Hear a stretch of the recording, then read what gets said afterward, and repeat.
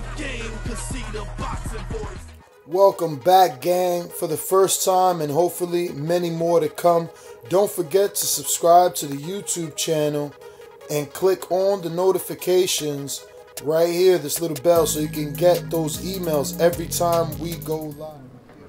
This is Akin, aka Jack is the Truth, reporting for the Boxing Voice. I'm here at the Landmark Hotel at the Amir Khan Terence Crawford press conference with the legend that is Bob Arum. How you doing, sir? Good. Nice to be here. Nice to be in London. It's one of the great cities in the world, and it's a pleasure to visit here. Brilliant. Amir Khan versus Terence Crawford. How come we're here? So many other names were being touted. Luis Collazo. We heard there was an offer for Danny Garcia, but you've opted for Amir Khan. Why is that? Well, Amir Khan is a superb boxer. He will give Terence a real test. I think that the public is looking forward to this fight to see how good he really is. Terence really is. Amir Khan, if he doesn't lose his cool and boxes with Terence, boxes with anybody, gives them fits because he's a superb technician. But, you know, he has to control his emotions because he doesn't want to get in a slugging match with Crawford. Errol Spence is on record as saying that Amir Khan is the best name on Terence Crawford's record, and probably the best he's going to get because all the top guys are at PBC. As a promoter, how do you see the dynamic? Is it really difficult to make these fights with PBC fighters, especially if one of the top guys is claiming that that's probably the best he's ever going to get? Well, you know, I don't think Haymon and PBC is doing a service for boxing. Every other promoter shares their fighters, puts fighters in with the other guys' fighters. There's never a problem as long as the fight is right. With Haymon, it's impossible.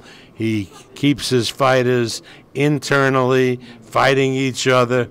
He doesn't do great business with them. I don't know where he's coming from, but, you know, that doesn't help to grow the sport. I mean, look at this fight. Eddie Hearn had one more fight in the UK with Amir Khan, and he graciously, because he saw it was a big fight for Khan, agreed that we could have Khan to do this fight, and that's good. And, for example, there's a 130-pound fighter, a champion named Burchelt, is a Mexican, and he won the title from Francisco Vargas, a guy who's promoted by Golden Boy. And so Golden Boy gave us Francisco Vargas to do a rematch with Burchelt. And that's right. Promoters got to share the fighters so we get the best fights. But Haymon just keeps his fighters to himself. He won't share them with in fighters like Eddie Hearn or Frank Warren. It's just, he's really a cancer on the sport. You've been doing this a long time. It's really unfortunate that to hear you say things like this. Do you think that Al Haymon is doing a disservice essentially to the fans? It's heartbreaking almost listening to you saying that you don't see him sharing his fighters. Do you think we'll ever get to see unification fights between Bud Crawford, should he come through, Amir Khan, and the likes of Thurman and Errol Spence? Well, if a guy says no to everything, no is no, you know, and you can't bring an act of Congress to force him to do what he doesn't want to do.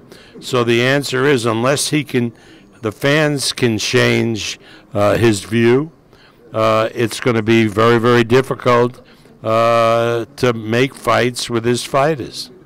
Well, Bob Arum, I appreciate your time. I won't take up too much of your time. It's really an honor and a pleasure talking to you. Thank you for talking to the Boxing Voice. Good talking to you. What is up, TBV family? Yes, YouTube has been cutting funding to their channels as of late, and with net neutrality going through its process, the internet is changing. If you want to keep your favorite channel intact, coming up with tons of content, and plus get hours and hours of extra content, head over to patreon.com/TheBoxingVoice.